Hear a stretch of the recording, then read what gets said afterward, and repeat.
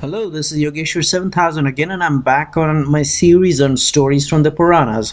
And today we'll be talking about a very interesting story, uh, which is coming directly from the Puranas. And by the way, I always keep reminding my viewers that all my videos are a direct reference to the ancient scriptures, and this story is coming directly from the Puranas. It's not from a story which is published on the internet or it's available through a book. It's coming directly from the Puranas. So I will request you to have firm faith and belief in it.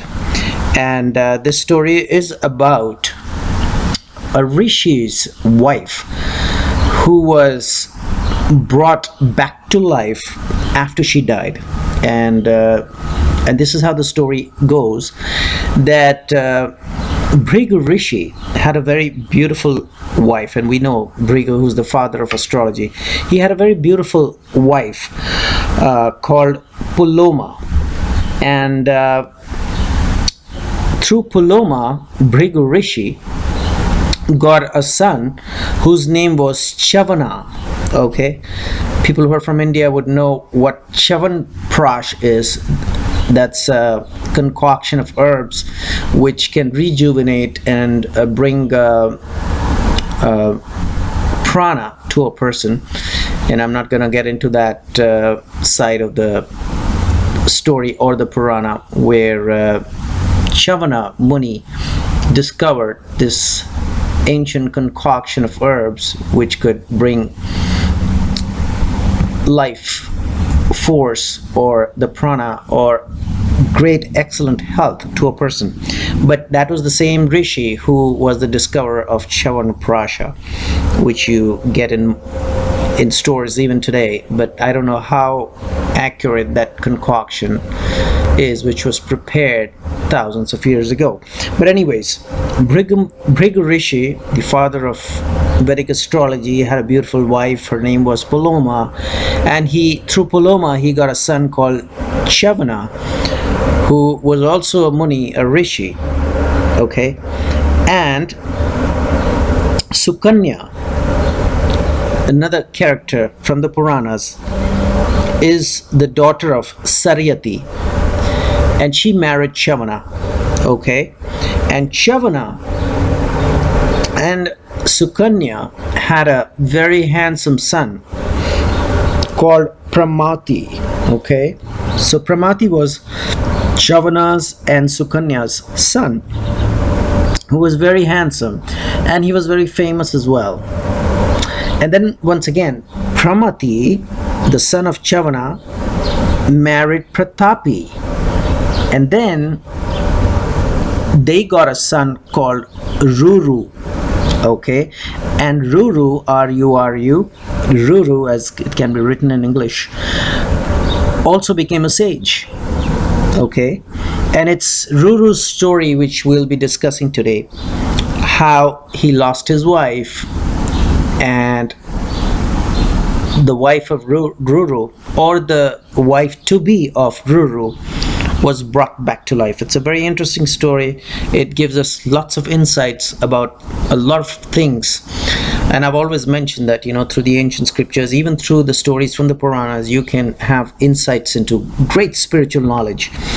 So this story is about Ruru and his beloved, and how his beloved was brought back to life. Okay, so while Ruru was, or sage Ruru, who was Chavana's grandson and Pramati's son, was growing up, at that time there was a person named Slukesha, a religious man of a great name and fame. He was practicing austerities, or tapasya as it is called in Sanskrit. Okay, so this is another character called Sthulakesha. I think that's how it's pronounced. Sthulakesha is the pronunciation of that person, who was a religious man, and he was at that time practicing meditation, austerities and tapasya, while Rishi Ruru was being raised by Pramati, his father. and of course the mother Pratapi. Okay, and at the same time, one of the Apsaras, who was the chief of the Apsaras, we have celestial nymphs in the heavens called Apsaras, and one of the Apsaras who was the chief of the Apsaras, or is rather, which still exists in the heavens, her name is Menaka, and there'll be other stories which are related to Apsara Menaka, who's extremely beautiful, like a celestial nymph, and she's the head of all the other Apsaras or the celestial nymphs, Menaka.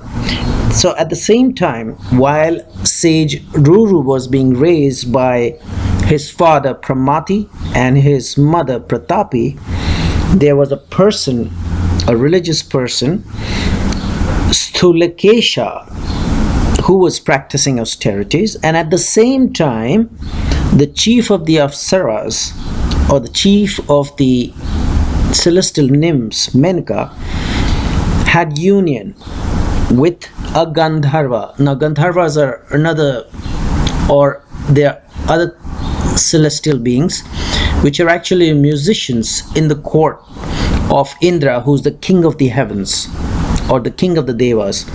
So Gandharvas are known to be musicians, celestial musicians. They are good looking, they are excellent in music, and they perform in the court of Indra, who's in heaven, or who's the ruler of heavens and rules over other gods and goddesses. So once again, while sage Ruru was being raised, at the same time a religious man was doing austerities, and that religious man's name was Stulakesa. And at the same time, the chief of the Apsaras, Menaka, had union with a Gandharva, and that Gandharva's name is mentioned in the ancient scriptures or the Puranas as Visvavasu. Okay, so through the union of Menka and Visvavasu, a Gandharva,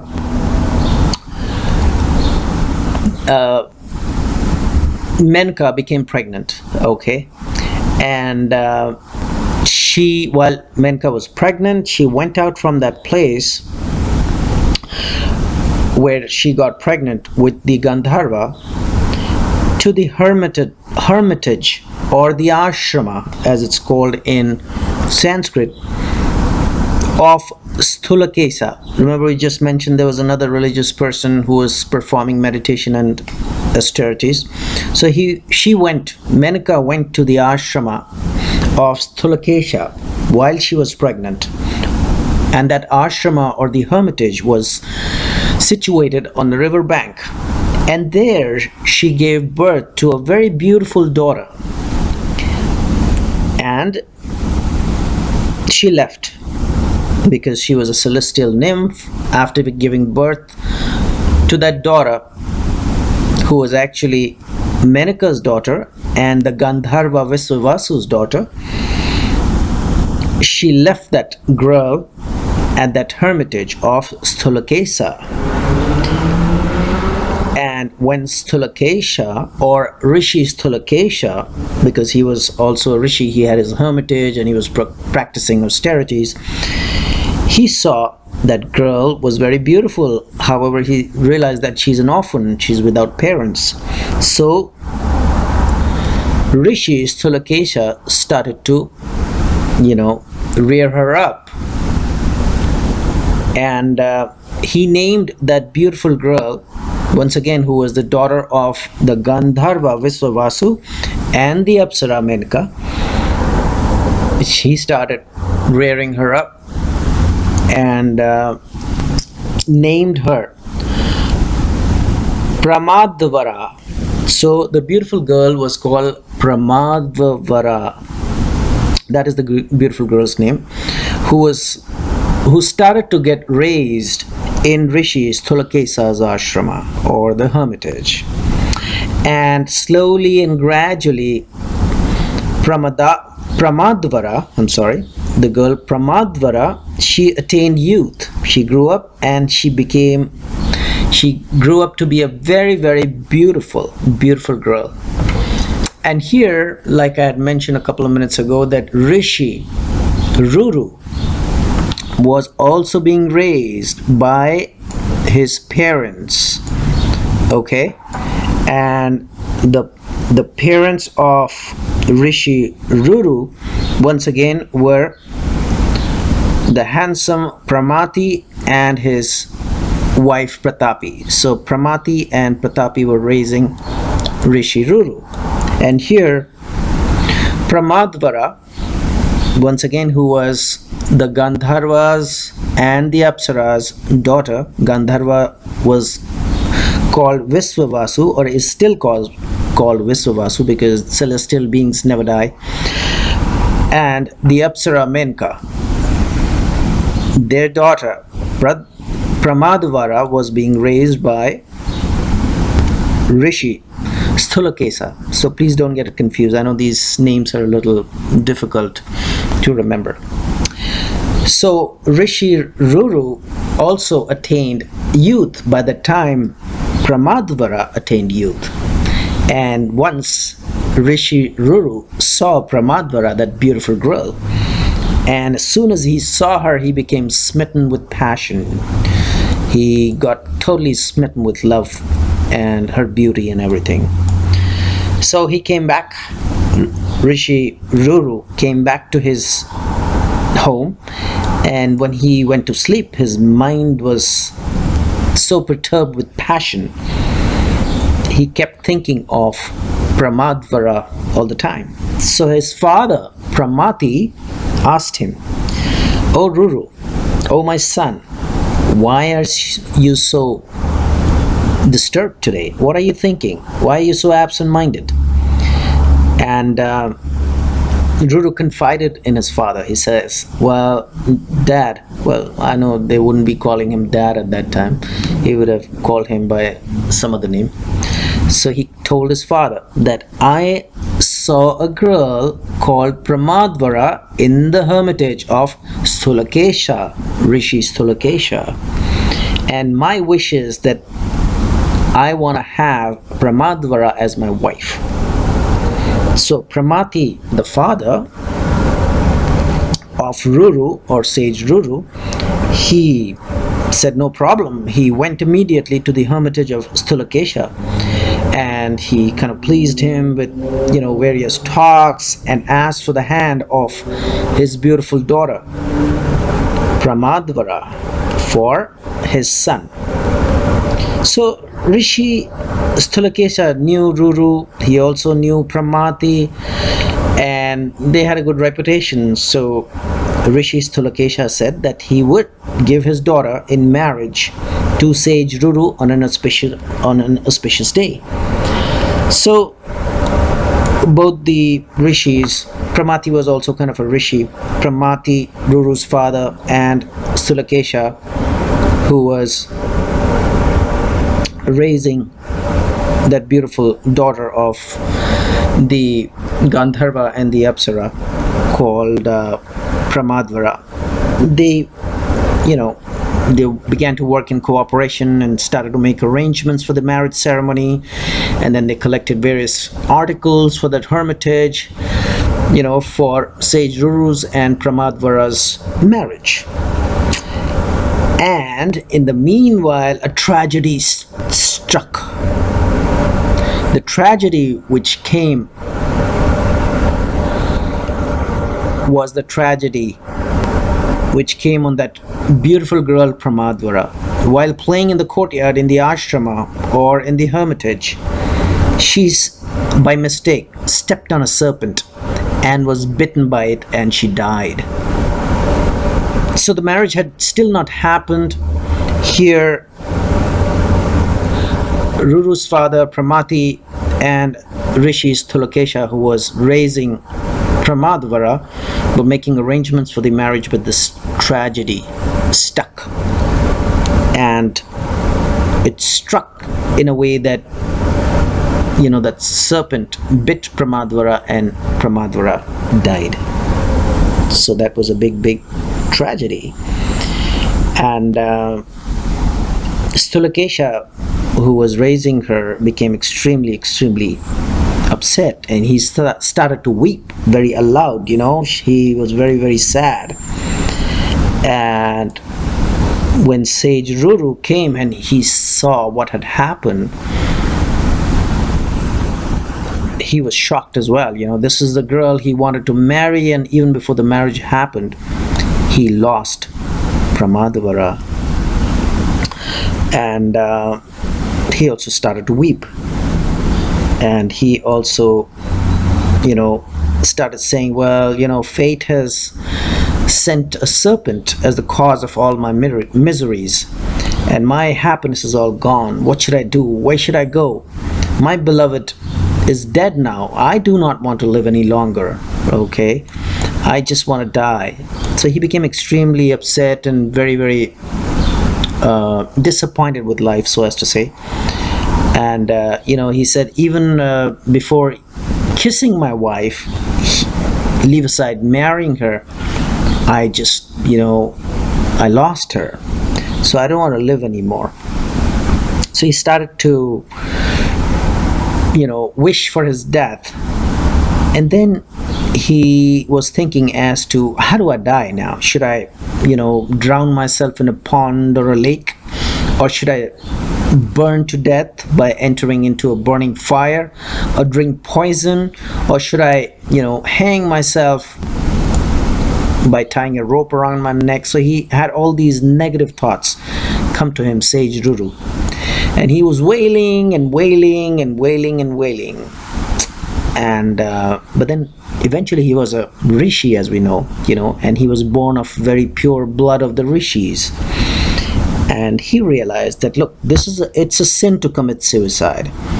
Okay, and if I die, I will incur a lot of sin on me. My father and mother would be very, very unhappy, and after I commit suicide, my enemies will be very happy. Okay, so here we get some insight from the Puranas that, well, enemies do get happy when you fall. Okay, and of course this applies to today's day and age as well. It's a sin to commit suicide. That's another insight we get. Okay, for people who are very depressed, this story from the Purana is going to come very handy. Okay, and another thing he thought was that, what will be the benefit if I commit suicide?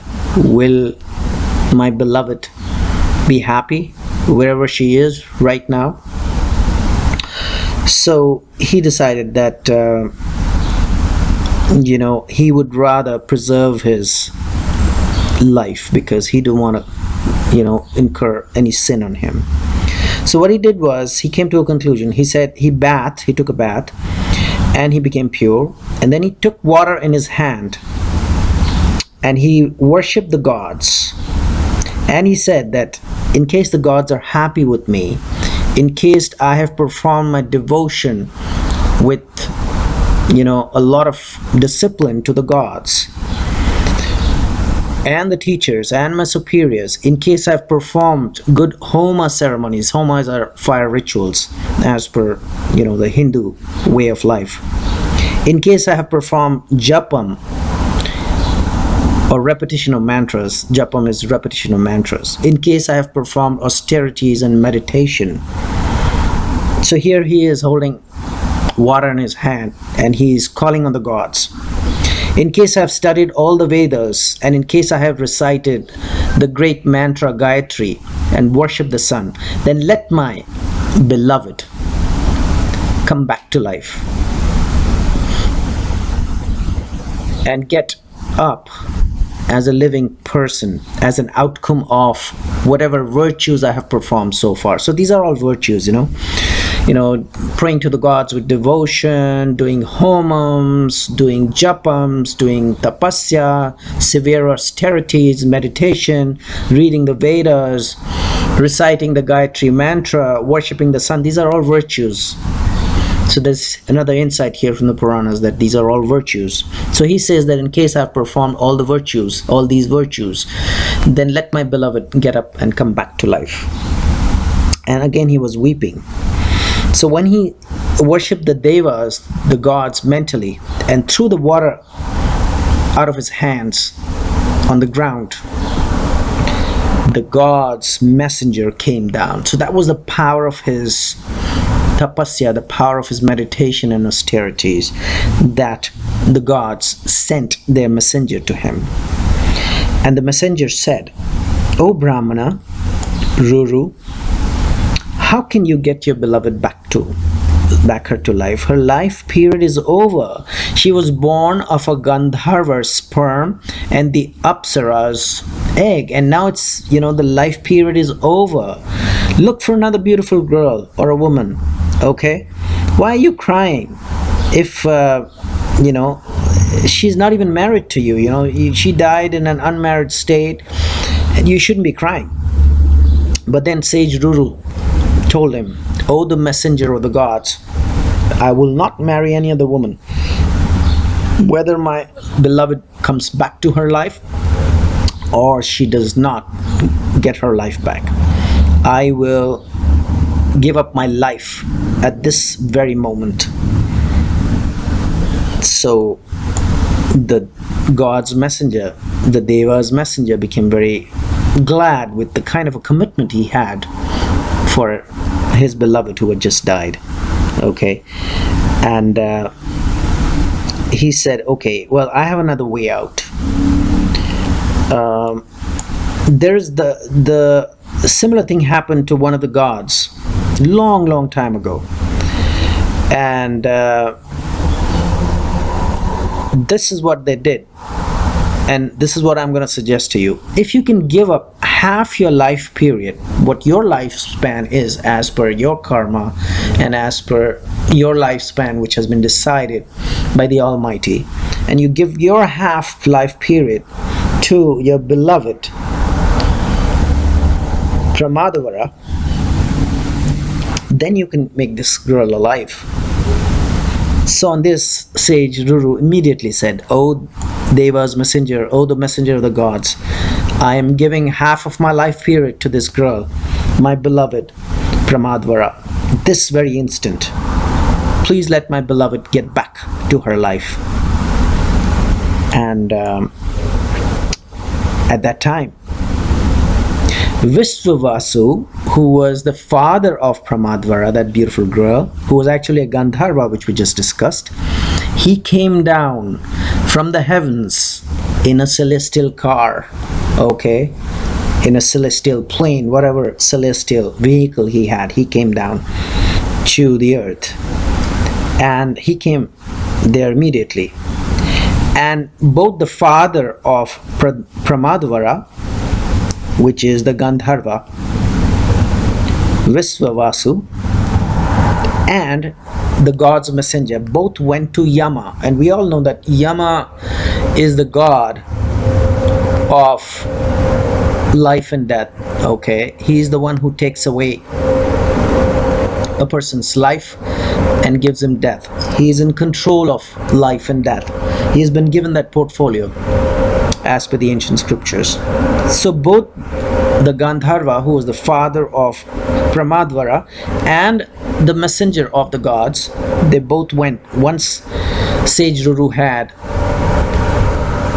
mentioned, or he gave up his half of his lifespan to his beloved Pramadvara, they both went to Yama, and then they told him that, "O Dharmaraja," Yama is also known as Dharmaraja, "my daughter has been bitten by a snake, and now she has come to your place, because after a person dies, he goes to Yama, which is the god of death.